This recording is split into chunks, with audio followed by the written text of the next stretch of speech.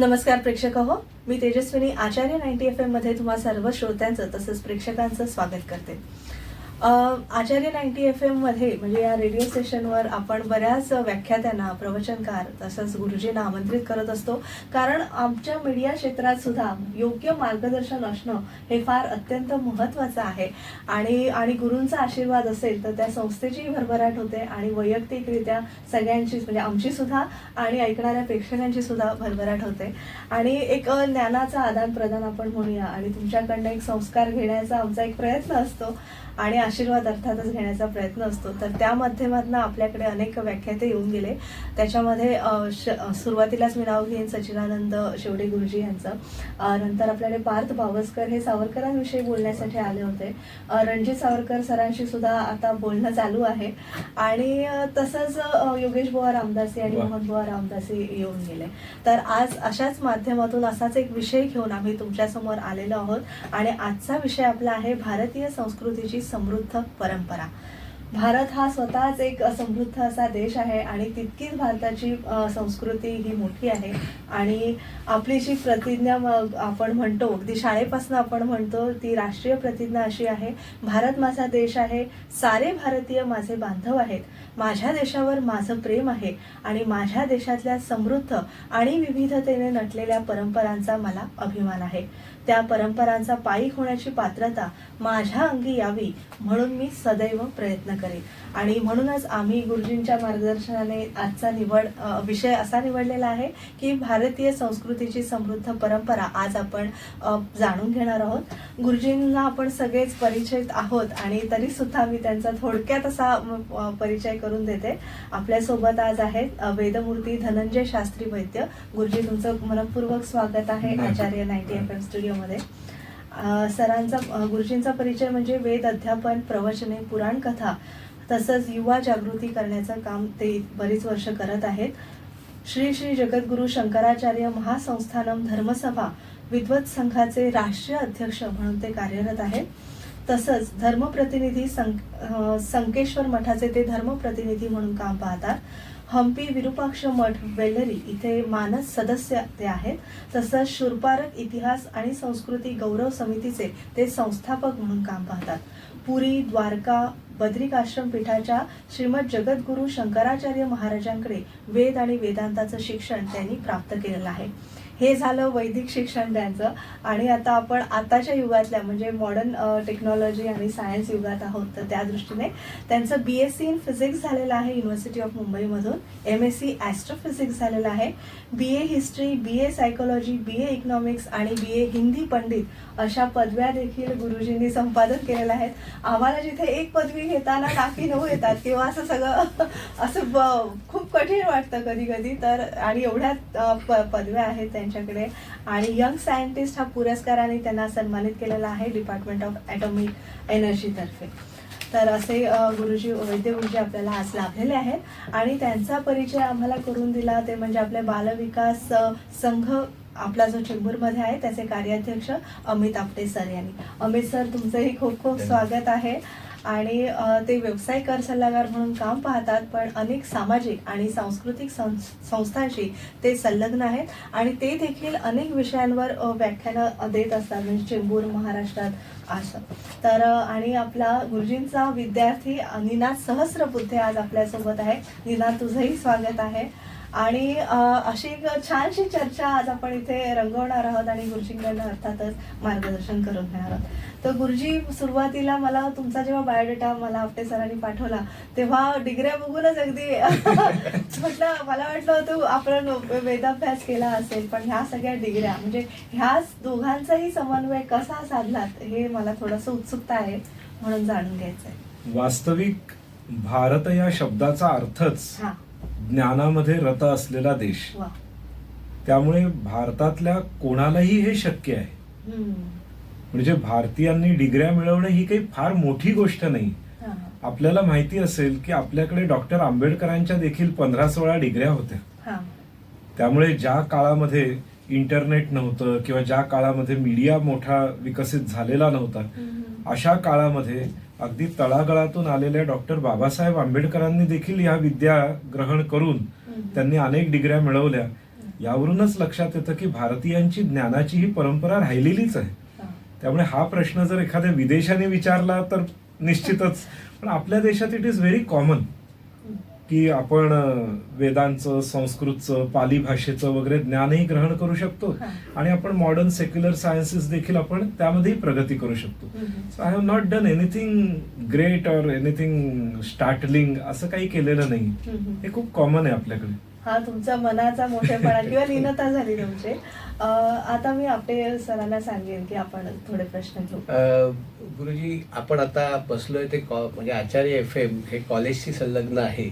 तर हल्लीची जी तरुण पिढी आहे त्यांच्या तसं बघायला गेलं तर 3 मुख्य आवडी आपण म्हणू की एक त्यांना सोशल मीडिया आणि चित्रपट याचं आकर्षण आहे, दुसरं फास्ट फूड हे एक त्यांचं फार आवडती गोष्ट आहे, आणि खेळ.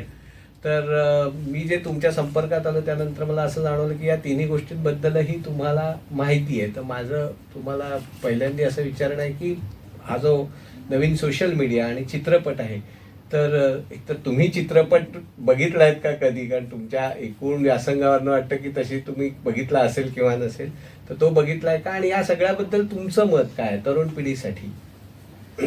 मी चित्रपट बघितलेले आहेत आणि बघतो देखील, पण अर्थात मी जे चित्रपट बघतो ते वाह्यात प्रकारचे नसतात. जे आपल्या देशाला, संस्कृतीला धरून असतील असे चित्रपट बघतो, आणि एकटा नाही बघत. माझ्या बरोबर एक 40-50 युवक देखील असतात. म्हणजे मी उरी पण बघितलेला आहे. शिवाजी महाराजांवर किंवा आपल्या देशभक्तांवर जितके चित्रपट येतात तितके चित्रपट आम्ही लोक समूहाने जाऊन बघतो. आणि विशेष म्हणजे तो चित्रपट झाल्यानंतर आम्ही वंदे मातरम, जनगणमन आणि या शूरवीरांचा जय जयकार देखील त्या थिएटरमध्ये करतो. त्यामुळे थीम असलेले जे चित्रपट आहेत ते मी न चुकता बघतो. ऑन अन ॲव्हरेज मी वर्षाला 2 चित्रपट तर बघतोच, कारण 2 चित्रपट नक्कीच आपल्या देशात चांगले निर्माण होतात, तर मी बघतो आणि आय एन्जॉय इट. कारण ज्या वेळेला तुम्ही दृकश्राव्य पद्धतीमध्ये मोठ्या पडद्यावर हे पाहता त्यावेळेला तो एक ऑराच वेगळा असतो. उरी ज्या वेळेला मी बघितला, मी काश्मीर फाईल्स बघितला, मी द केरळा स्टोरी बघितलेली आहे, आणि त्यामध्ये जे भारताचं मला दर्शन घडलं, जितके लोकांनी छळ सहन केले, त्याला प्रतिकार केला, आणि एवढं करून पुन्हा आज आपला भारत उभा आहे ताठ मानेनी, इट इन्स्पायर्स मी. आणि मला असं वाटतं की ते युवकांना देखील कळावं, म्हणून मी युवकांना बरोबर घेऊन जाऊन विधिवत चित्रपट पाहतो. पण सोशल मीडिया जो आता सध्या एवढा फोफावलेला आहे त्याच्याबद्दल तुमचं काय थोडं मत आहे? सोशल मीडिया खूप महत्वाचा आहे, परंतु या मीडियाला वापरायचं कसं हे ना पालक शिकवत आहेत, ना शिक्षक शिकवत आहेत, ना युवकांमध्ये स्वतःमध्ये अवेअरनेस आहे. आज सोशल मीडियाचा मी तर म्हणेन की 95% दुरुपयोग आजचे युवक करत आहेत, आणि त्यामध्ये आपल्या देशाचे खूप मॅन आवर्स ते फुकट घालवत आहेत. युथ फोर्स जो आहे की जो आज आपल्या देशाची एक संपत्ती आहे, समृद्धी आहे ती, तर हा जो युथ फोर्स आहे हा सोशल मीडियाच्या ह्या सगळ्या जंजालामध्ये खऱ्या अर्थाने बघायचं झालं तर तो गुरफटलेला आहे, आणि याची मला खंत आहे फार. सोशल मीडिया खूप चांगला आहे जर त्याचा आपण नीट वापर केला तर, पण नाही होते. 95% सोशल मीडियाचा दुरुपयोग होतोय. भारत एक ओळख आहे सगळ्या जगाच्या दृष्टीने, म्हणजे पहिल्यापासूनच भारताला एक सन्माननीय देश म्हणून इतर देश आपल्याकडे पाहतात.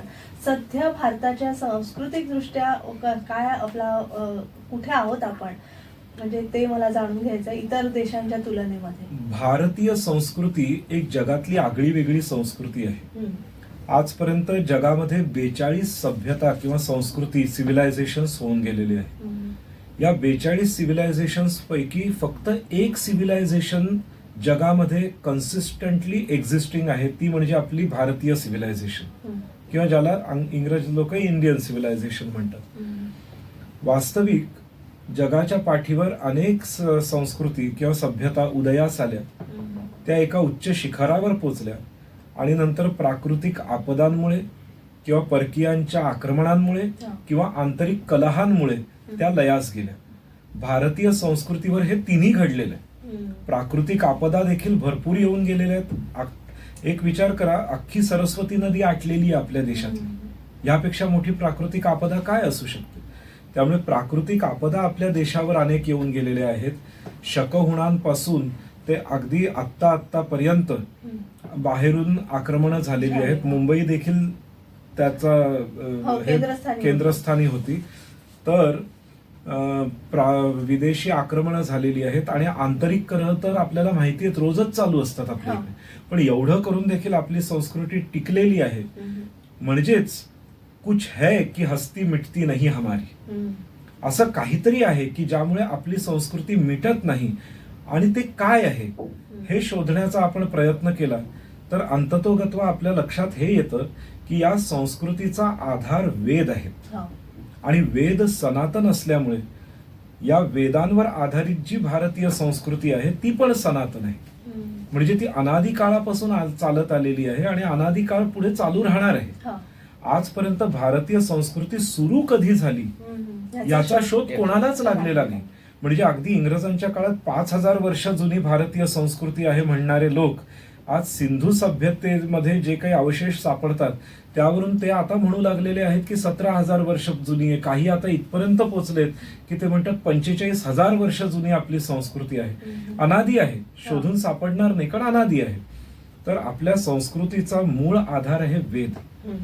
आणि वेदांचं मूळ तत्व आहे सर्वेपि सुखिनः सन्तु सर्वे सन्तु निरामयाः सर्वे भद्राणि पश्यन्तु मा कश्चित् दुःख भाग भवेत्. त्यामुळे जी संस्कृती सगळ्यांच्या सुखाचं ध्येय समोर ठेवणारी आहे, सगळ्यांच्या निरामयतेचं म्हणजे निरोगीपणाचं ध्येय समोर ठेवणारी आहे, सगळ्यांना शुभ प्रियदर्शी बनवणारी आहे, त्या संस्कृतीला कोण नाकारू शकतं. आणि ह्या तत्वामुळेच आपली संस्कृती टिकून राहिलेली आहे. आणि मुळामध्ये वेदाधारित ही संस्कृती असल्यामुळे ज्ञान विज्ञान सहित अशी ही संस्कृती आहे आपली. हे आपल्या संस्कृतीचं मूळ वैभव आहे ज्यामुळे ही संस्कृती अनादी काळापासून टिकत आलेली आहे आणि पुढेही टिकणार आहे. तर हे आपल्या संस्कृतीचं मूळ वैशिष्ट्य आहे. आता याच्यात एक प्रश्न मला असा विचारायचा की आता तुम्ही सांगितलं की वेदाधार आपली संस्कृती आहे, पण आता वेद शिकणं हे थोडंसं कठीण होऊन गेलेलं आहे. मग हे वेद किंवा ह्या वेदांमधले तत्व ही आपल्या या तरुण पिढीपर्यंत आपण कशा प्रकारे पोचवू शकतो? कारण कसं होतं त्याच्याबद्दल अनेक समज आणि गैरसमज हे अनेक पसरलेले आहेत. तर हे आपण तरुणांपर्यंत आता कसं पोचवू? सगळं वेदांचं तत्व पोचवण्यासाठीच वैदिक वाङ्मय आहे. म्हणजे वैदिक वाङ्मयामध्ये रामायण आहे, महाभारत आहे, 18 पुराणं, 18 उपपुराणं, त्यानंतर संत साहित्य, हे सगळं वैदिक वाङ्मय आहे. कारण ज्ञानदेव देखील ज्या वेळेला हरिपाठ म्हणतात, लिहितात, रचतात, त्यावेळेला ज्ञानदेवांनी देखील म्हटलेलं आहे चहुवेदी जाणं साही शास्त्री कारण 18 पुराणे हरिसी गाती. म्हणजे ज्ञानदेवांनी लिहिलेली ज्ञानेश्वरी असो, हरिपाठ असो किंवा तुकारामांनी लिहिलेली गाथा असो, ही सगळी वेदाधारित आहे. त्यामुळे प्रत्यक्ष वेदांचं ज्ञान जरी आजच्या काळात कठीण वाटलं तरी हे जे वैदिक वाङ्मय संस्कृतात, प्राकृतात किंवा मराठीमध्ये जे उपलब्ध आहे त्या वाङ्मयाचा अभ्यास करून देखील आपण वेदांशी नाळ आपली जोडलेली ठेवू शकतो. आणि हे वाङ्मय फार उच्च दर्जाचं आहे. म्हणजे हे वाङ्मय फक्त साहित्यिक आहे असं नाही, तर त्याला इतिहासाची जोड आहे, काव्याची जोड आहे, कलेची जोड आहे. त्यामुळे ज्याला ज्या पद्धतीने, आता उदाहरणार्थ तुम्ही इन्कम टॅक्सचे सल्लागार आहात, बरोबर, तर तुम्हाला जर वैदिक वाङ्मय वाचायचं आहे तुम्ही चाणक्यांचं अर्थशास्त्र घेऊन वाचा ना. तुम्ही तुमच्या इन्कम टॅक्स किंवा इकॉनॉमिक्स, फायनान्स या भाषेमध्ये तुमची नाळ पुन्हा वेदांशी जोडली जाऊ शकते. आता जसं मॅडम आहेत त्यांचे आजोबा चांगले प्रख्यात कवी, ज्ञानपीठ अवॉर्ड विजेते कवी होते. आता एखाद्या कवीला भारतीय संस्कृतीशी किंवा वेदांशी नाळ जोडायची असेल तर आहे ना, मेघदूत काव्य आहे, रघुवंश काव्य आहे, ते काव्याच्या माध्यमातून तिथे जाऊ शकतात. आता निनाद आहे, तो MSc जिओलॉजी झालेला आहे, त्याला जर दगडधोंड्यांच्या रूपामध्ये त्याला आवड आहे तर तो आपल्या दगडधोंड्यांनी बनवलेली मंदिरं आहेत किंवा आपलं वास्तुशिल्प आहे, आपलं खनिजशास्त्र आहे, ते ग्रंथ घेऊन देखील तो पुन्हा वेदांपर्यंत पोहोचू शकतो. त्यामुळे ज्याला जी आवड आहे त्या आवडीचं क्षेत्र त्याला वेदांमध्ये मिळेल किंवा वैदिक वाङ्मयात मिळेल. कारण आपलं वाङ्मय हे 14 विद्या आणि 64 कलांचं माहेरघर आहे. त्यामुळे जो जे वांछील तो ते लाभ. तुमच्या आवडीच्या विषयात तुम्ही प्रवेश करा, अल्टिमेटली तुम्ही वेदांपर्यंत पोहोचता. इतकं श्रेष्ठत्व आहे. नक्कीच एक त्यामुळे- छोटीशी विश्रांती घेऊया अवश्य. आणि आपली ही चर्चा अशीच सुरू ठेवूया. प्रेक्षक हो, आज खूप सुंदर विषय आणि सुंदर वक्ते आज आपल्याला लाभलेले आहेत. वेदमूर्ती धनंजय शास्त्री वैद्य यांच्याकडून भारतीय संस्कृतीची समृद्ध परंपरा आपण जाणून घेत आहोत. एक छोटीशी विश्रांती घेऊया आणि पुन्हा भेटूया. तुम्ही ऐकत राहा आचार्य 90 FM यो मोद रेडिओ. आता तुम्ही- Acharya 90 FM 90 FM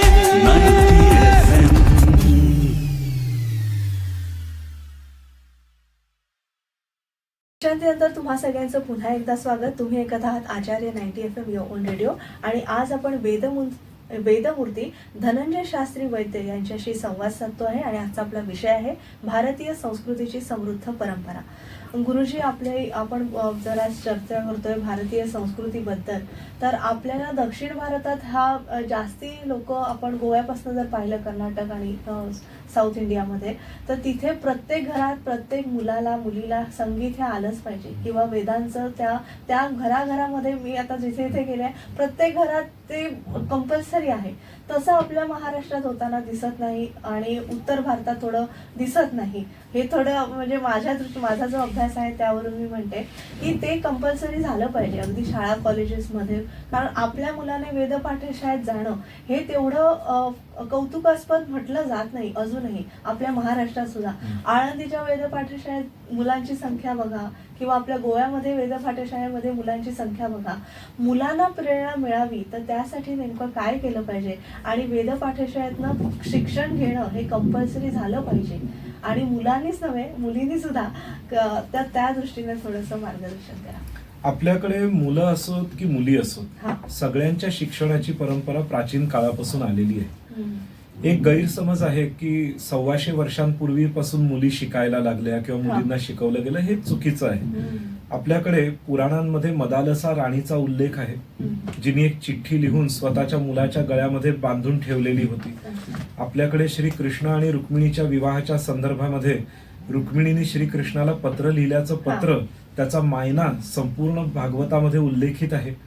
आपल्याकडे भास्कराचार्यांनी त्यांची विधवा झालेली मुलगी लीलावती हिला ज्ञान दिलेलं होतं गणिताचं, तिच्यासाठी सिलेबस डेव्हलप केलेला होता, तर त्याचा उल्लेख आहे.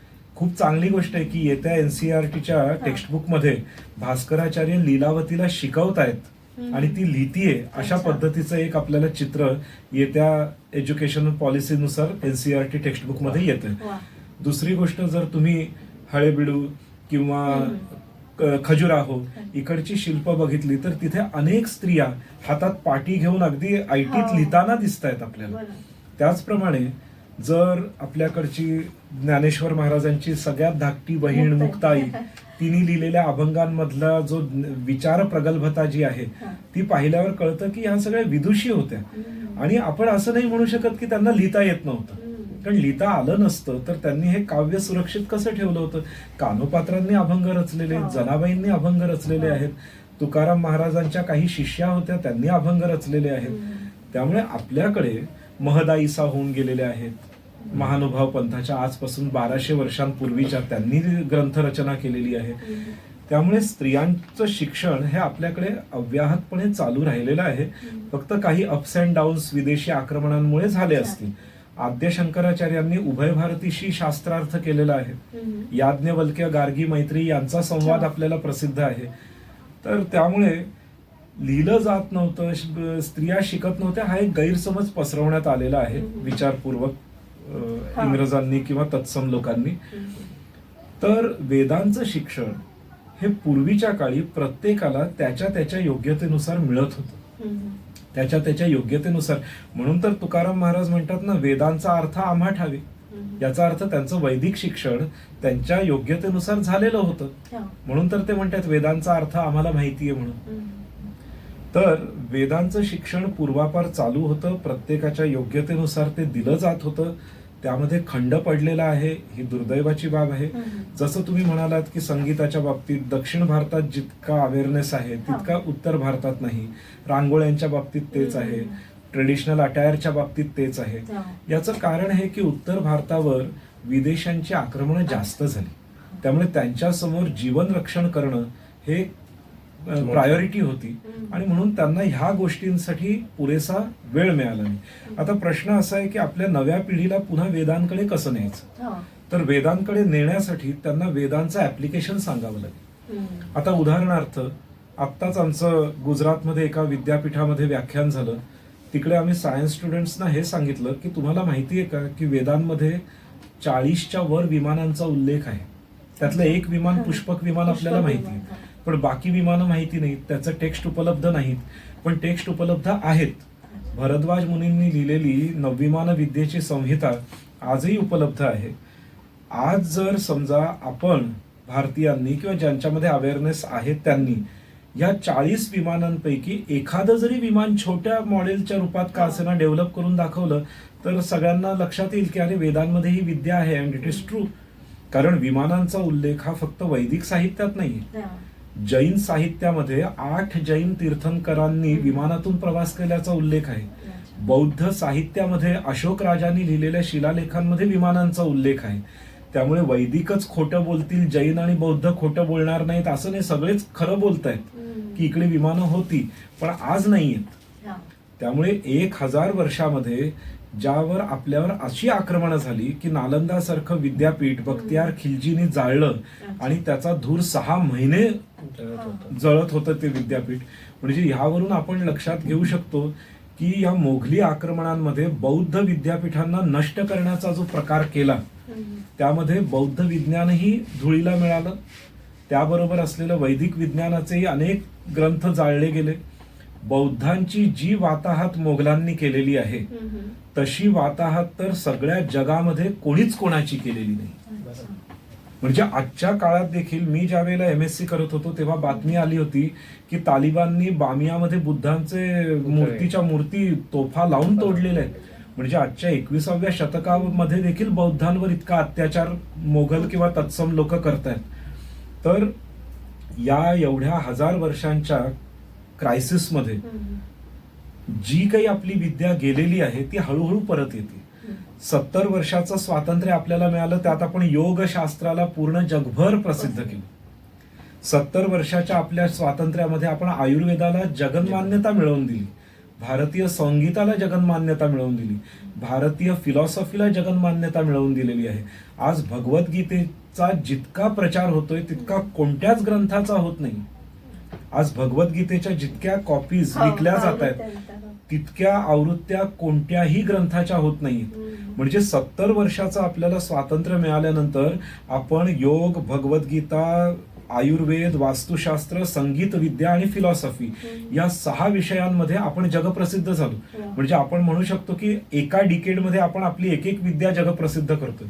तर इमॅजिन करा आपल्याला थोडा आणखीन चांगला टाइम स्पॅन मिळाला तर आपल्या 14 विद्यांना 64 कला या सगळ्या जगदविख्यात होतील. आणि त्या जेव्हा जगदविख्यात होतील तेव्हा आपल्या मुलांना, आपल्या मुलांच्या आई वडिलांना लक्षात येईल की अरे आपल्या मुलांना हे शिकवायला हवं. त्यामुळे आपल्याला ऍप्लिकेशन दाखवावे लागतील आणि ते आम्ही प्रयत्न करतोय. आता जसं इंजिनिअरिंगची मुलं असतात त्यांना आम्ही सांगतो, ते आम्हाला विचारतात की गुरुजी वेदांमध्ये असं काय आहे इंजिनिअरिंगचं? काहीच तर नाही, सगळे बैलगाडीनेच जायचं. मग तेव्हा आम्ही सांगतो की बाबांनो, तुम्ही जी बायनरी सिस्टम वापरतायत, द्व्यंक पद्धती ज्याला वेदांमध्ये वैदिक वाङ्मयामध्ये म्हटलेलं आहे, याच्या आधी कम्प्युटर बनवताना ऑक्टॅडेसिमल आणि हेक्साडेसिमल सिस्टम वापरत होते. पण जेव्हा हे तत्कालीन जगद्गुरु शंकराचार्यांना कळलं तेव्हा त्यांनी 1956 ते 1958 या 2 वर्षांमध्ये अंमळनेरच्या प्रताप कॉलेजमध्ये, नागपूरच्या विश्व पुनर्निर्माण संघामध्ये ह्या विषयावर तज्ज्ञांसमोर व्याख्यानं दिलेली आहेत. त्यावेळेला ती व्याख्यानं ऐकण्यासाठी भारताचे तत्कालीन फायनान्स मिनिस्टर CD देशमुख आणि महाराष्ट्राचे पहिले गव्हर्नर KM मुन्शी, कन्हैयालाल मुन्शी हे देखील तिथे उपस्थित असायचे. आणि त्यात त्यांनी हा मुद्दा मांडला की ऑक्टाडेसिमल आणि हेक्साडेसिमल सिस्टमने तुम्ही जे कॅल्क्युलेशन करतायत यामध्ये वेळ जास्त जातो. वेदांमध्ये दिलेली द्व्यंक पद्धती, ज्याला हल्ली बायनरी सिस्टम म्हणतात, त्यांनी जर कॅल्क्युलेशन केलं तर तुम्हाला खूप चांगला त्याचा रिझल्ट मिळेल. पण दुर्दैवाने भारताने गेल्या 70 वर्षामध्ये भारताच्या नेत्यांनी पॉलिटिक्स सोडून काहीच केलेलं नाही. पॉलिटिक्स आणि नको त्या लोकांचं तुष्टीकरण करणं सोडून काहीच केलेलं नाही. त्यामुळे भारताने या विद्येचा काही लाभ केला नाही. पण हीच व्याख्यानं तेव्हाच्या जगद्गुरू शंकराचार्यांनी कॅलटेक आणि MIT इन्स्टिट्यूट जे अमेरिकेतले त्यांच्या तज्ज्ञांसमोर जेव्हा दिली, तेव्हा त्यांनी बायनरी सिस्टमचा वापर पहिल्यांदा केला कम्प्युटेशनमध्ये, आणि मग धडाधड अनेक जनरेशन ऑफ कॉम्प्युटर्स डेव्हलप झाले. आज त्या बायनरी सिस्टमवर आधारित सॉफ्टवेअरवर अमेरिका श्रीमंत झाले. आज त्या बायनरी सिस्टमला लागणाऱ्या हार्डवेअरसाठी विकून चायना श्रीमंत झालेलं. हेच जर आपल्या राजनेत्यांनी त्यावेळेला वैदिक प्रतिभेचा समादर केला असता आणि जगद्गुरू शंकराचार्यांसारख्या विभूतींचं मार्गदर्शन घेतलं असतं, तर आज जो पैसा अमेरिका कमवतोय, जो पैसा चीन कमवतोय, तो सगळा पैसा आपण भारतीयांनी कमवला असता. तर हे जेव्हा मी इंजिनिअरिंगच्या स्टुडंट्सना सांगतो किंवा मी सप्रमाण त्यांना हे सांगतो की भारतामध्ये ग्रॅव्हिटेशनल लॉ ऑफ ग्रॅव्हिटेशन आधीपासून होता, म्हणून आपण पृथ्वीला धरित्री म्हणतो, ती धरून ठेवते, धरणी आहे, ती धरून ठेवते म्हणजेच काय, ग्रॅव्हिटेशनल पूल आहे. तर हे जेव्हा सांगतो तेव्हा इंजिनिअरिंगची मुलं देखील अशी स्टार्टल होऊन जातात की अरे ये सब है, हमको पता ही नहीं था. तर आपल्याला people like me will have to reach to the masses taking our Vedic sciences and technology. त्यावेळेला आपल्या मुलांमध्ये रुची उत्पन्न होईल. तर आपल्याला त्याचं ऍप्लिकेशन दाखवावं लागेल. आणि ते जसं तुम्ही जसं आता हा कार्यक्रम आयोजित केला म्हणून मी बोलतोय आणि 1000 मुलं ऐकतील ते. तर असे जर कार्यक्रम होत राहिले वेदिक सायन्सेसला दाखवणारे, तर मुलांमध्ये एक रुची उत्पन्न होईल आणि मग ते they will go back to the Vedas. मला आता कुतूहलाने एक प्रश्न विचारावा असं वाटतो की मग तुम्ही तुमच्या याच्यानुसार तुम्ही जेव्हा वसईत राहत होता तेव्हा तुमचं शिक्षण आपलं नॉर्मल शिक्षण, मग तुम्हाला का वाटलं की आपण या वैदिक वाङ्मयाकडे वळावं आणि या मार्गाला जावं? मला वाटलं नाही. आमच्याकडच्या आईची परंपरा, आईकडील परंपरा आणि वडिलांकडची परंपरा ही वैदिकच आहे. बरं. आमच्या दोन्ही परंपरांमध्ये आमचे ट्रेडिशनल गुरु हे जगद्गुरू शंकराचार्यच आहेत फ्रॉम टाइम इममेमोरियल. ओके. त्यामुळे लहानपणापासून मी वैदिक परंपरेतच आहे. आणि झालं असं की मी ज्या वसईमध्ये राहिलो, आमच्या आई वडिलांची इच्छा होती की मुलाला मराठी मीडियम स्कूलमध्येच घालायचं, कारण ते धर्माभिमानी, भाषाभिमानी, देशाभिमानी आहेत. त्यामुळे त्यांना मला इंग्रजी मीडियम मध्ये घालायचंच नव्हतं. पण आमच्या वसईमध्ये मराठी मीडियम स्कूल अशा काही लोकांच्या हातात आहे जे स्वतःचा संप्रदाय विद्यार्थ्यांवर थोपवतात. म्हणून मग आमच्या आई वडिलांनी विचार केला की मुलाला मराठी मीडियम मध्ये टाकायचं म्हटलं तर भारतीय संस्कृतीला प्राधान्य देणारी मंडळं किंवा इन्स्टिट्यूट्स नाही आहेत. मग भारतीय संस्कृतीला प्राधान्य देणारी एक केरळी समाजाची इन्स्टिट्यूट होती ज्यांची शाळा होती, पण त्यांची इंग्लिश मीडियम स्कूल होती. म्हणून मग आई वडिलांनी विचार केला की मराठीचा अभिमान आणि संस्कृतीचा दुरभिमान असा न होता संस्कृतीचा अभिमान, मग भले मुलगा इंग्लिशमध्ये शिकला तरी चालेल. म्हणून त्यांनी मला भारतीय संस्कृतीला प्रमाण मानून चालणारी जी शाळा होती बसिन केरळा समाजमची, त्या शाळेमध्ये मला ऍडमिशन दिलं. त्यामुळे माझं ऍक्सिडेंटली इंग्लिश मीडियम मध्ये शिक्षण झालं. आणि ह्या शिक्षणामध्ये असं झालं की मी जेव्हा 6वीत होतो तेव्हा आम्हाला एक शिक्षिका होत्या गणिताला, आणि त्या शिक्षिका या आपल्या संस्कृतीतल्या, भारतीय संस्कृतीतल्या नव्हत्या, त्या विदेशी संस्कृतीला मानणाऱ्या होत्या. तर त्यांनी एक दिवस मला एक प्रश्न विचारला आणि त्याचं मला काही उत्तर देता आलं नाही. आणि त्यावेळेला माझी मुंज वगैरे झालेली, मी भस्म वगैरे लावून जायचो. तर त्यांनी मला एक टॉन्ट हे केला सगळ्या विद्यार्थ्यांसमोर की these Orthodox people can never do anything in science and maths. पण आपण भारतीय आहोत, वी डोंट रिव्होल्ट. आपण असं, माझ्या मनात मी हे ठरवलं की त्या जे म्हणतायत हे करू शकत नाही ते करून दाखवतो त्यांना. आणि म्हणून मला विज्ञान आणि गणितामध्ये आवड विशेष नसताना देखील मी जिद्दीने ते करायला गेलो. आणि ते करायला गेल्यानंतर आवड उत्पन्न झाली आणि मग विज्ञान आणि गणित हा माझा फेवरेट विषय झाला. त्यामुळे I would thank that my teacher की त्यांनी मला टोकल्यामुळे मी आज तुमच्या समोर वैदिक म्हणूनही दिसतोय आणि एक वैज्ञानिक म्हणूनही दिसतोय. त्यामुळे hats off to that teacher की ज्यांनी मला टोकलं. भारतीयांना तुम्ही जितकं टोकाल ना तितका भारतीय मोठा होईल. खरंय. आपल्याकडे तरुण प्रतिनिधी नीना सहस्रबुद्धे आहे. निनाद, मी तुला विनंती करेन की गुरुजींना तुझ्या मनातले प्रश्न आणि तरुणांना मार्गदर्शनपर प्रश्न असे तू विचारावे. हो. गुरुजी, आजची जी पिढी आहे त्या पिढीला आता जिम किंवा क्लब्समध्ये जाणं किंवा काय म्हणू आपण फिरणं, 18 वर्ष झाल्यावर लायसन्स आलं की मोकळे, असं आजकाल एक ट्रेंड आहे. तर त्याबद्दल तुमचं काय म्हणणं? फार दुर्दैव आहे, कारण जिम्नॅशियम हा जो शब्द आहे त्यावरूनच जिम शब्द आला ना. जिम्नॅशियम ह्या शब्दाचाच जर डिक्शनरीमध्ये अर्थ बघितला तर नग्न शरीराचा व्यापार करणाऱ्यांचं स्थान असा त्याचा अर्थ आहे. त्यामुळे जिम्नॅशियम ही कन्सेप्ट जी आहे ती कामी लोकांना कामोत्तेजक शरीर असलेली मुलं प्रदान करणारी अशी ती कन्सेप्ट आहे. कोणतीही डिक्शनरी उघडून बघा. त्यामुळे कन्सेप्ट वाईज ती खूप घाणेरडी कन्सेप्ट आहे. हे मी धाडसाने बोलतोय, कारण मी ऑक्सफर्ड डिक्शनरी, केम्ब्रिज डिक्शनरी, आणखीन डिक्शनऱ्यांमध्ये अर्थ बघितला की जिम्नॅशियमचा अर्थ तरी काय ते बघूया आपण. त्यामुळे जिम्नॅशियम मध्ये तुमचं शरीर असं घडवण्याचा प्रयत्न केला जातो की ज्यामध्ये तुमच्या हेल्थकडे लक्ष कमी आणि तुम्ही कामोत्तेजक कसे व्हाल ह्याकडे लक्ष दिलं जातं. हे मी विधान फार जबाबदारीने करतो. तर हे झालं जिमच्या बाबतीत. आता त्यावरून तूच विचार कर की आपल्या भारतीय युवकांनी की जे सांस्कृतिक दृष्ट्या खूप स्ट्रॉंग मानले गेलेले आहेत, खूप रिच मानले गेलेले आहेत, अशांनी ह्या गोष्टींकडे जावं का? दुसरा जो तू प्रश्न विचारला, पब आणि क्लब, ही संस्कृती आपली नाहीच आहे. पब आणि क्लबची संस्कृती हा आपल्या संस्कृतीचा भाग नाहीये. ज्या ज्या देशांमध्ये पब आणि क्लब झाले त्या देशांचं वाटोळं झालेलं आहे, ऱ्हासाला गेलेले आहेत ते. म्हणजे ते एथिकली देखील साऊंड नाहीयेत आणि पब आणि क्लब संस्कृतीने मानसिक विकारही भरपूर उत्पन्न होतात. त्यामुळे कसं आपण म्हणावं की युवकांनी तिथे जावं? बरं, 18 वर्ष झाल्यानंतर सगळ्याचा पास मिळाला म्हणजे मला वाटतं तुला हे म्हणायचंय की ड्रिंक करण्याचा वगैरे पास मिळाला. बरोबर आहे. हल्लीची मुलं तेच बघतात की मी 18 वर्षाचा कधी होतो आणि टेस्ट कधी घेतो ड्रिंकची. अरे, मद्यपान करणं हे पंचमहापातकांपैकी एक पातक मानलंय. केवळ वैदिकांनी नाही तर जैन, बौद्धांनी देखील त्याला पातक मानलेलं आहे. तर वी बिलॉंग टू भारतीय सिव्हिलायझेशन. आपण मद्याला कसं काय प्रोत्साहन देऊ शकतो? आपण नाईट लाईफला कसं काय प्रोत्साहन देऊ शकतो? नाईट लाईफ म्हणजे निशाचर. आपण सगळेच, बौद्ध असो, जैन असो, वैदिक असो, निशाचरांना वाईट मानतोय.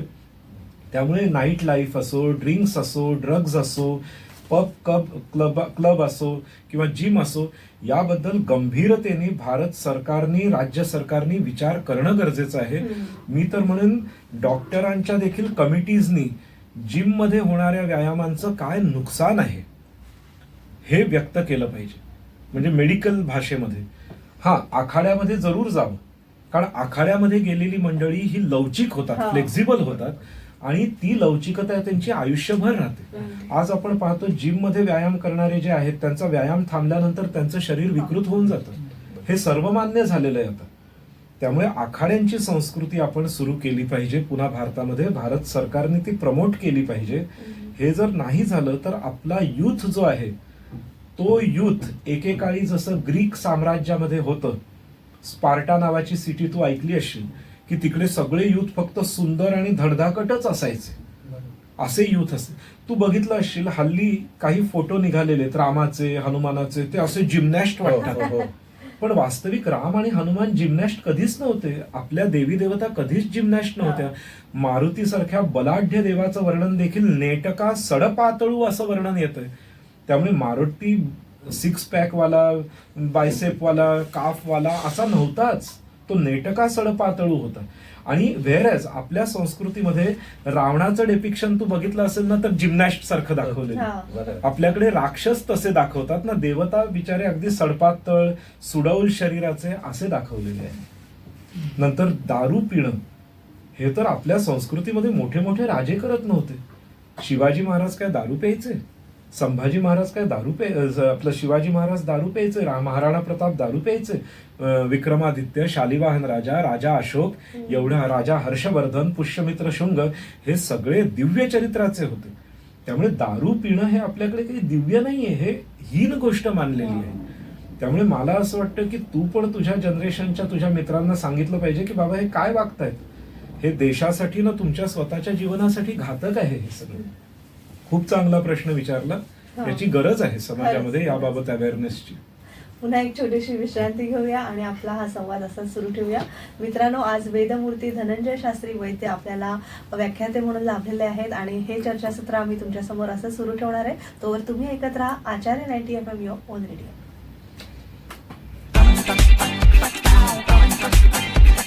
Acharya 90 FM 90 FM.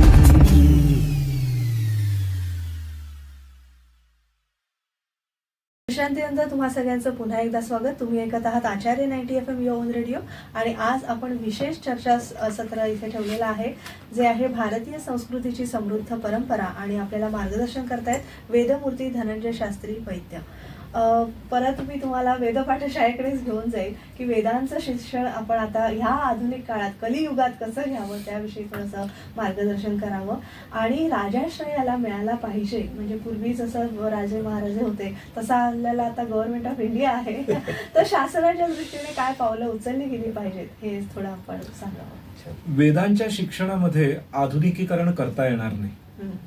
कारण जे वातावरण तुम्हाला जंगलामध्ये, कुटीरामध्ये, नैसर्गिक ह्याच्यात मिळतं ते वातावरण तुम्हाला कॉलेजेसमध्ये नाही मिळणार. त्यामुळे वेद शिक्षणाच्या पद्धती जी जुनी ट्रेडिशनल आहे तीच ठेवावी लागेल. राजाश्रयाच्या बाबतीत मी तर म्हणेन की वेद पाठशाळा ह्या स्वयंसिद्ध आहेत. वैदिक लोक त्या पाठशाळा चालवण्यासाठी संपन्न आहेत. आम्ही तर फक्त एवढंच म्हणू शकतो की आम्हाला काही अनुदान नको, फक्त वेद पाठशाळांना सरकारने त्रासही देऊ नये. त्रास देऊ नये एवढंच फक्त. कारण त्रास म्हणजे कसे वेगवेगळे की अमुक पेपर सादर करा, अमुक हे करा, तमुक हे करा, की जे दुसऱ्या धर्माच्यांसाठी एवढं नाही येते. तर जे तुम्ही बाकीच्या धर्माच्यांसाठी मुभा दिलेल्या तेवढ्या फक्त आम्हाला द्या. We will self sustain. आम्हाला कोणतंही अनुदान नको, कोणत्याही प्रकारचे डोनेशन्स नको. कारण भारतातला हिंदू समाज स्वतःची एज्युकेशनल सिस्टम जागी ठेवण्यासाठी, समृद्ध करण्यासाठी सबल आहे आणि उत्सुक आहे. फक्त आम्हाला ज्या अडथळे सरकारी खात्यांमधून होतात, जसं उदाहरणार्थ एंडोमेंट कमिशन ऍक्ट लावला जातो, चॅरिटी कमिशन ऍक्ट लावला जातो, किंवा जगन्नाथपुरीला जगद्गुरू शंकराचार्यांच्या मठावर जगन्नाथ ऍक्ट लावला गेला. तर अशा 2-2, 3-3 ऍक्ट मध्ये जर तुम्ही आम्हाला जखडून ठेवलं तर आम्हाला ते कसं करता येईल. त्यामुळे आम्हाला मुक्त द्या, मुक्तद्वार द्या. आम्हाला तुमचं अनुदान नको, आम्हाला तुमच्या कोणत्याही प्रकारच्या फॅसिलिटीज किंवा ग्रँट्स किंवा हे ते. वेदांमध्ये एवढी ताकद आहे की दे विल सेल्फ सस्टेन. फक्त आम्हाला नाहक जे त्रास दिले जात आहेत ते देता कामा नये, एवढं अपेक्षित आहे. आणि दुसरा जो तुमचा प्रश्न होता की तरुणांनी आता वेदाध्ययन करायचं असेल कसं करायचं, तर ते कशा पद्धतीने तर पहिली गोष्ट तर अशी आहे की वेदाधारित जेवढं वाङ्मय आहे, जसं ज्ञानेश्वरी आहे, दासबोध आहे, ह्याला वैज्ञानिक भाषेमध्ये जर त्यांनी कोणाकडून जाणून घेतलं किंवा अशी काही व्याख्यानं आयोजित झाली की जे, कारण ते वाङ्मय जे आहे ते जुन्या भाषेत आहे, ते नव्या भाषेमध्ये जर आपण जर विद्यार्थ्यांना सांगितलं तर त्या पद्धतीने ते करता येऊ शकतं. त्यासाठी भारत सरकारने देखील काही भारत वैभव वगैरे अशी काही पुस्तकं छापलेली आहेत. भारतीय विज्ञान मंजुषा वगैरे अशी काही पुस्तकं भारत सरकारने प्रकाशित केलेली आहेत. तर तेवढी पुस्तकं अभ्यासायला देखील 2-3 वर्ष लागतील. त्यामुळे आहे, उपलब्ध साहित्य भरपूर आहे. त्याचप्रमाणे जगद्गुरू शंकराचार्यांनी लिहिलेली काही पुस्तकं आहेत, जसं वेदिक मॅथमॅटिक्स हे जगद्गुरू शंकराचार्यांनी लिहिलेलं पुस्तक आहे, द्व्यंक पद्धती आहे, गणित चिंतामणी आहे, नंतर आर्य गणित नावाचं, आर्ष गणित नावाचं पुस्तक आहे. तर ह्या पुस्तकांची इंग्रजी अनुवाद पण झालेली आहे, तर ही वाचावी. अन्नम बहुकुर्वीत नावाचं पुस्तक आहे, ज्यामध्ये जगद्गुरू शंकराचार्यांनी स्वतःचं प्रस्तावना दिलेली आहे. तर अशी पुस्तकं जर वाचली तर वेदांच्या शिक्षणाच्या खूप जवळ युवा पिढी येऊ शकेल. विशेष तुम्हाला ऐकून आनंद होईल की ऑक्सफर्ड केम्ब्रिज युनिव्हर्सिटीच्या पुस्तकांमध्ये देखील ह्या पुस्तकांचा उल्लेख यायला लागलाय. पण आज आपल्या लोकांना ह्या पुस्तकांची नावही माहिती नाहीत. आपल्या लोकांना हेही माहिती नाही की जगद्गुरू शंकराचार्य हे सगळं करत असतात. फक्त आजच्या मीडियाच्या युगामध्ये प्रसिद्धी परांगमुख राहिल्यामुळे लोकांच्या मनात हा प्रश्न पडतो की हिंदू धर्माची पीठं काय करतायत. अरे भरपूर करतात. फक्त स्वतःचाच बँड बाजा वाजवण्याची आपली परंपरा नसल्यामुळे आपण काही केलं नाही असा एक भ्रम लोकांच्या मनात उत्पन्न होतो. आता हे राम मंदिर आता चालू आहे. लोक विचारतायत जगद्गुरु शंकराचार्यांचं राम मंदिरात योगदान काय. पण ह्या सगळ्याचा इतिहास जर बघितला, राम मंदिराचा इतिहास, तर तुम्हाला माहिती असेल की सगळ्यात पहिलं आंदोलन नागा साधूंनी सुरू केलंय. आणि नागा साधूंनी सुरू केलेलं आंदोलन, हे नागा साधू कोण आहेत, तर हे जगद्गुरु शंकराचार्यांच्या आखाड्यांचे सैनिक आहेत. हे त्यामुळे नागा साधू ज्या वेळेला आंदोलन करतात तेव्हा ते शंकराचार्य पीठानेच केलेलं आंदोलन आहे. जेव्हा भारतीय सेना सर्जिकल स्ट्राईक करते तेव्हा आपण म्हणताना असंच म्हणतो ना की भारताच्या पंतप्रधानांनी सर्जिकल स्ट्राईक केलं. प्रत्यक्ष काही पंतप्रधान जाण्याची गरज नसते. तसं नागा साधूंनी 300 वर्ष आंदोलन केलेलं आहे राम मंदिरासाठी, जन्मभूमी मुक्तीसाठी.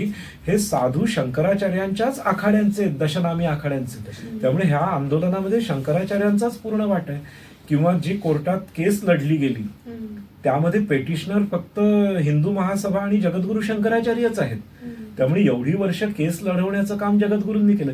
फक्त होतं काय की आमच्या पीठाची मंडळी बँड बाजा वाजवत नाहीत की आम्ही हे केलं, आम्ही ते केलं, म्हणून लोकांना एक तो भ्रम असतो की काय केलं. पण तसं काही नाही. भरपूर कार्य वेगाने चालतं. असं आहे की विमानात बसलेला जो मनुष्य असतो त्याला कळत नाही आपण किती वेगाने पुढे जातो. बैलगाडीत बसणारा असतो त्याला असं वाटतं भरपूर जातोय कारण भरपूर हल्लेला असतो. तसं शंकराचार्यांचं कार्य इतकं सायलेंटली आणि गतीने चालू असतं की समोरच्याला पटकन ते कळत नाही, पण त्याचे दूरगामी परिणाम असतात. जसं मगाशी वर्णन केलं बायनरी सिस्टम, अख्ख्या जगामध्ये क्रांती आणणारी बायनरी सिस्टम सिद्ध झालेली आहे. तर we will have to go towards our traditional gurus. त्यांचं मार्गदर्शन घ्यावं लागेल ट्रेडिशनल गुरूंचं, तेव्हा आपण वेदांच्या जवळ युवकांना घेऊन जाण्यात समर्थ होऊ. बरं, आता यानंतर एक थोडा संवेदनशील असलेला प्रश्न मी विचारतो की आपल्या संस्कृतीमध्ये काही वर्ष गेली जाती व्यवस्था ही खूप म्हणजे त्याचे अनेक आपण दुष्परिणाम आपल्या समाजावर झालेले बघितले. आपला समाज त्यामुळे दुभंगलेला बघितला. विचारधारांची एकमेकांच्यात झालेली लढाई हे सगळं आपण बघितलं. तर या एकतर ही जाती व्यवस्थेबद्दल आणि यातनं बाहेर पडून सर्कल हिंदूंनी एकत्र येणं याबद्दलचे थोडे विचार मला तुमच्याकडनं ऐकायला हवं. जाती व्यवस्थेतून बाहेर पडायची गरज नाही. जर तुम्ही समाजशास्त्रीय दृष्ट्या आणि अर्थशास्त्रीय दृष्ट्या पाहिलं तर जाती व्यवस्था जी आहे ही भारताला समृद्ध बनवणारी एकेकाळची व्यवस्था आहे. कारण जाती व्यवस्था ही सोशिओ इकॉनॉमिक स्तरावर एक आदर्श आणि अलौकिक व्यवस्था आहे.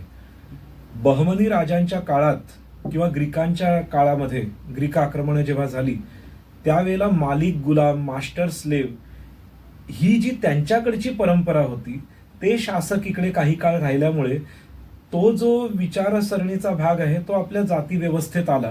आणि म्हणून आपल्या जाती व्यवस्थेमध्ये देखील तू कमी, मी उच्च दर्जाचा हा भाव आपल्याकडे वेस्टर्न कंट्रीज मधून आलेला आहे.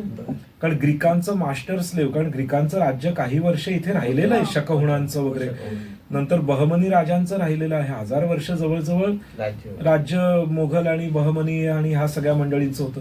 त्यांच्याकडे असलेली मालिक गुलाम ही जी परंपरा आहे ती आपल्या जाती व्यवस्थेला चिकटवण्यात आली आणि म्हणून मग ती आपली जाती व्यवस्था विकृत वाटू लागली. जर तुम्ही मोठ्या मोठ्या इरावती कर्वे वगैरे अशा ज्या सोशिओलॉजिस्ट होऊन गेलेल्या आहेत त्यांची जर वाङ्मय वाचली, त्यांनी लिहिलेलं संशोधन, तर आपल्या लक्षात येईल की जाती व्यवस्थेमुळे प्रत्येकाचा एम्प्लॉयमेंट एन्श्युअर्ड होतं प्रत्येकाला बाय बर्थ. त्याला बाय बर्थ त्याच्या एम्प्लॉयमेंटशी रिलेटेड ट्रेनिंग दिलं जात होतं वडिलांकडून मुलाला वगैरे असं तसं. त्यामुळे त्या ट्रेनिंगसाठी त्याला लाख लाख रुपयाची फी भरावी लागत नव्हती आणि प्रत्येकाला जॉब होता, प्रत्येक हाताला काम होतं आणि भारत त्यामुळे सुजलाम सुफलाम होता. 18 पगड जातींचा विरोध आजपर्यंत कोणत्याही विद्वान माणसाने केलेला नाही. किंबहुना भारतीय संविधानाने देखील अनटचेबिलिटीला बॅन केलेलं आहे, पण कास्ट सिस्टम भारतीय संविधान देखील बॅन करत नाही. किंबहुना या कास्ट सिस्टम ऑन पेपर राहाव्यात म्हणून आपल्या ऍप्लिकेशन फॉर्म्स मध्ये पण आपल्याला कास्ट विचारली जाते. याचा अर्थ कुठेतरी आपल्या संविधानकर्त्यांना कास्ट सिस्टम ही टाकाऊ वाटत नाहीये. बरोबर. म्हणजेच काहीतरी उहापोह त्यावर झालेला आहे. त्यामुळे कास्ट सिस्टम इज अ बून टू द होल मॅनकाइंड. म्हणून आपण स्वावलंबी होतो. आपल्याकडचं एक एक गाव पूर्णपणे स्वावलंबी होतं कास्ट सिस्टममुळे. पण ती आज मोडत चाललेली आहे आणि ज्या ज्या कास्ट सिस्टम मोडत चालले आहेत त्यांचे व्यवसाय मोडत चाललेले आहेत.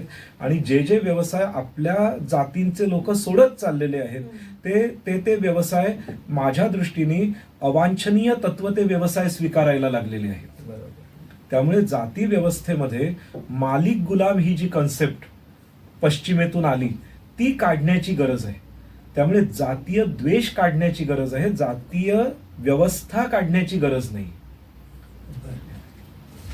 आणि एक म्हणजे पुढचा प्रश्न असा आहे की नेहमी आपल्या वेद पुराण ह्याला एक इंग्लिश शब्द मायथॉलॉजी हा वापरला जातो आणि मायथॉलॉजी म्हटलं की ते सगळं खोटं अशा संदर्भातच ते वापरतं. या मायथॉलॉजी शब्द आणि आपल्या पुराणांचं सत्यत्व याच्यावर थोडंसं भाष्य आपण करावं. इंग्रजांच्या राजवटीमध्ये भारताची जी जी वैशिष्ट्ये होती त्याला हेय दाखवण्याचा प्रयत्न सातत्याने करण्यात आला. जसं भारताचं एक वैशिष्ट्य जसं आता तुम्ही म्हणालात जाती व्यवस्था.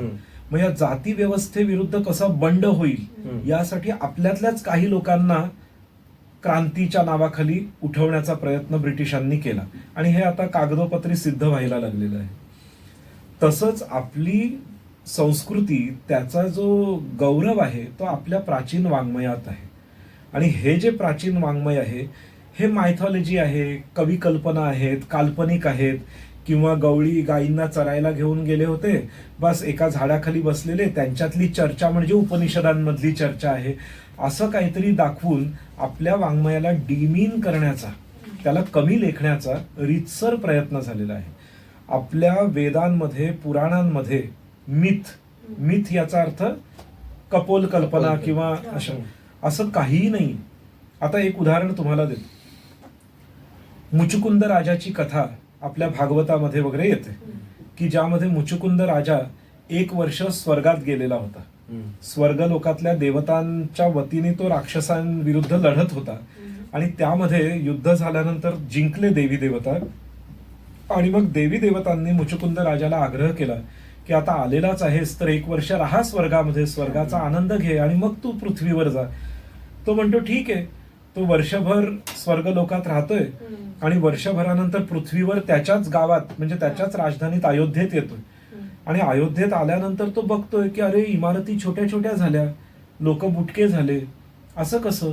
तो गेट पाशी जातो तर त्याला सैनिक अडवतात. म्हणे कोण आहात तुम्ही, कुठे आत निघालात? अरे म्हणे मी या देशाचा राजा मुचुकुंद आहे. अहो मुचुकुंद तर अनेक वर्षांपूर्वी, शेकडो वर्षांपूर्वी होऊन गेलेले आहेत, तर तुम्ही आत्ता कसे काय आलात? अरे नाही म्हणे मी 1च वर्ष होतो बाहेर. तर आता बघा, हे कोणी म्हणेल की ही मिथ आहे, कपोल कल्पना आहे. स्वर्गातलं 1 वर्ष आणि पृथ्वीवरची अनेक वर्ष. आता कोणी म्हणेल ही कपोल कल्पना आहे, पण आज जर तुम्ही अल्बर्ट आइन्स्टाईन यांनी दिलेली थिअरी ऑफ रिलेटिव्हिटी बघितली आणि त्यामध्ये टाइमचं डायलेशन आणि हा सिद्धांत बघितला तर तुमच्या लक्षात येईल की फ्रेम ऑफ रेफरन्स बदलल्यानंतर टाइमचं डायलेशन होतं. त्यामुळे स्वर्गलोकातला 1 वर्ष can be equivalent to so many years of our earth. हे होऊ शकतं.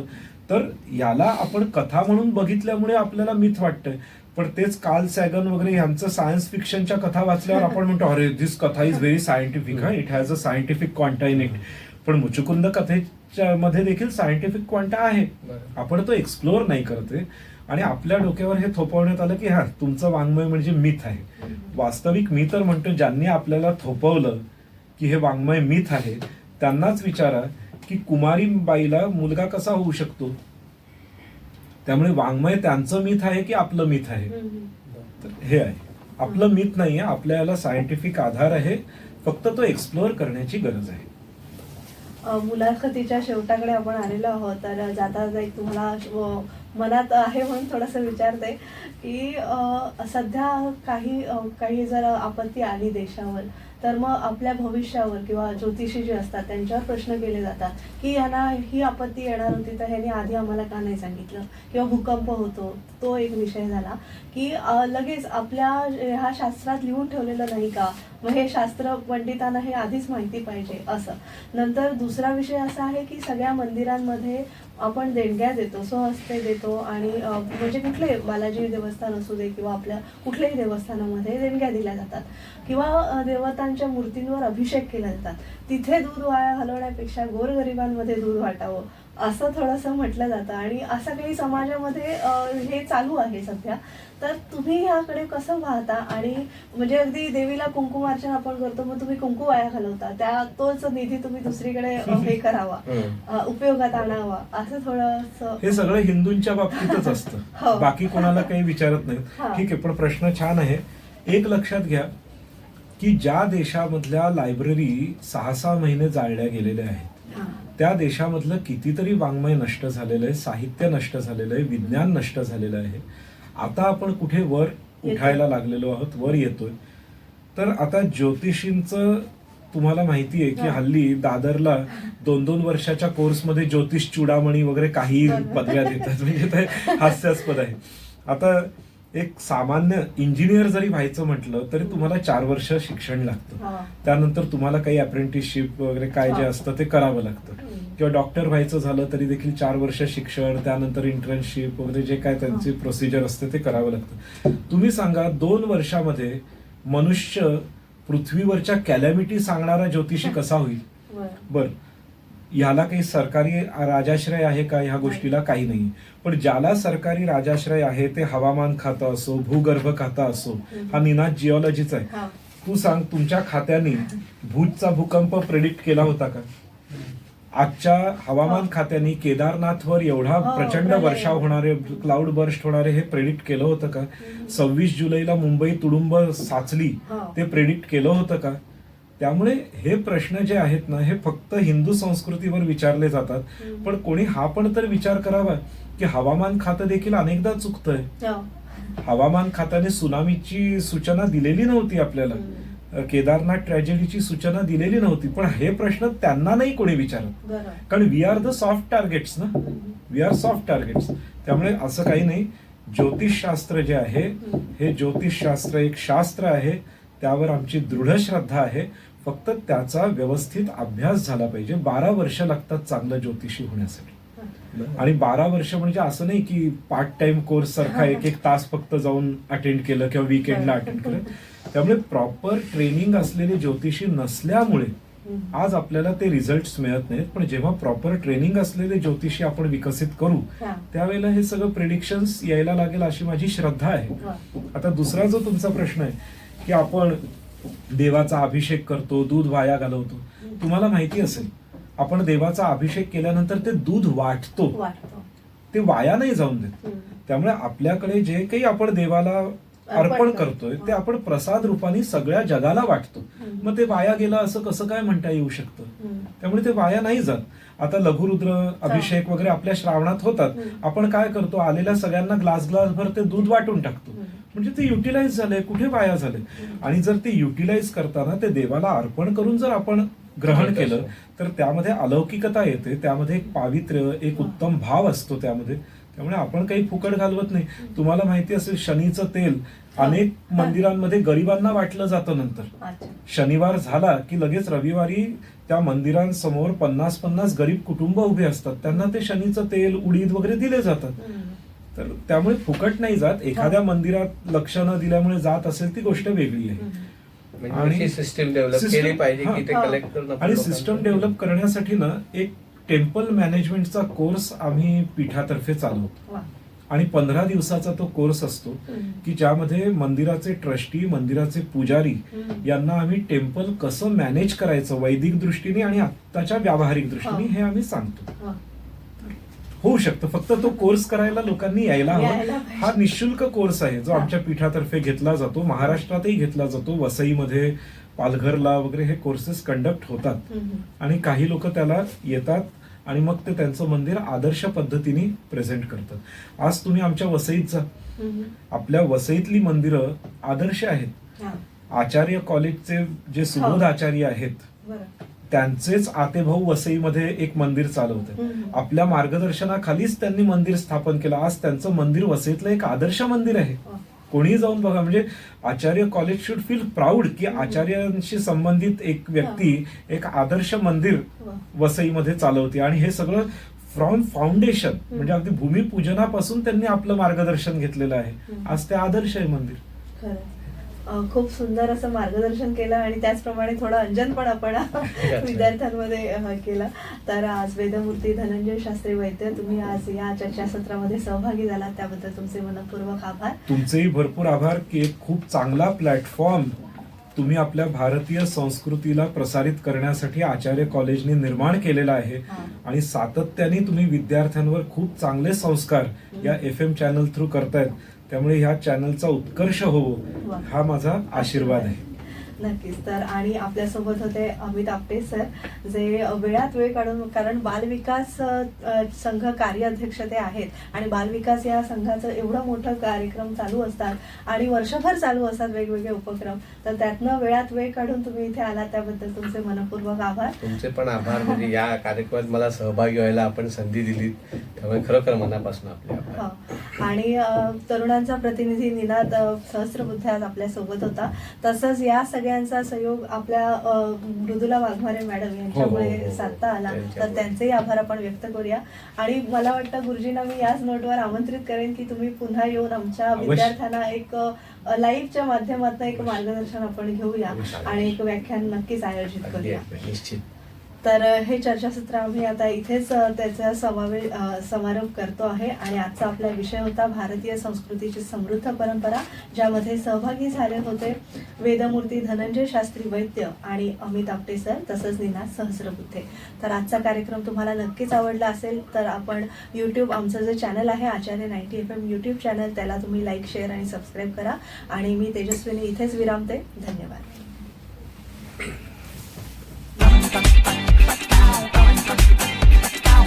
Acharya